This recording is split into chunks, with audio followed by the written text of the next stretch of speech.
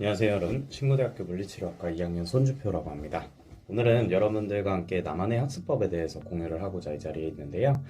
크게 세 가지 주제에 대해서 얘기를 해보도록 하겠습니다. 그중 첫 번째 주제를 먼저 말씀을 드릴 건데요. 첫 번째는 내가 목표하는 바를 작은 목표보다는 조금 더 크고 넓은 목표를 가져라입니다. 가령 예를 들어서 저는 처음에는 4.5학점을 받고 싶다라는 욕심만 가지고 시작을 했었는데요.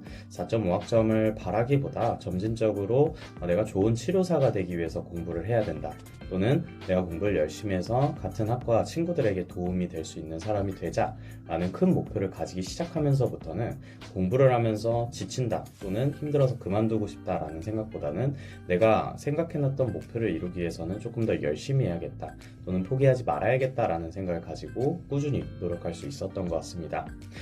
두 번째로 말씀드리고 싶은 건, 이런 큰 목표를 설정하고 나면 단계적으로 주차별 또는 월별 내가 이런 목표를 달성하기 위해서 해 나가야 될 일들에 대해서 생각을 해보고, 그를 작게 또 세분해서 하루에 어떤 일들을 해내야 되는지를 스케줄해서 관리를 하기 시작했었습니다.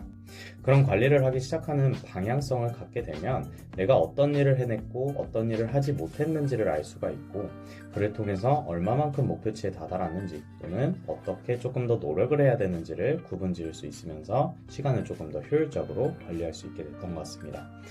마지막으로 세 번째는 실질적으로 그러면 4.5학점을 유지할 수 있었던 방법이 어떤 거냐에 대한 공부법을 말씀드릴 건데요.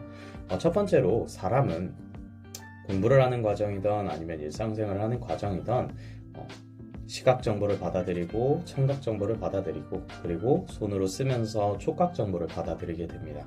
그렇지만 우리가 공부를 하는 과정을 가만히 생각해 보면 이러한 내용들이 단계적으로 들어오거나 또는 개별적으로 들어오게 되는데요.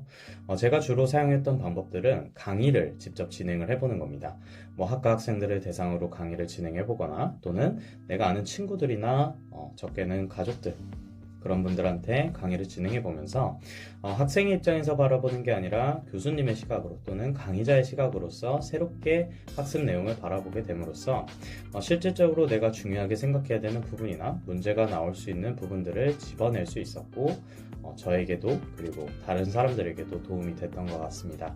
이렇게 크게 세 가지 방향성을 가지고 공부하신다면 제가 이렇게 해냈듯이 여러분도 해낼 수 있을 겁니다. 여러분을 응원하겠습니다.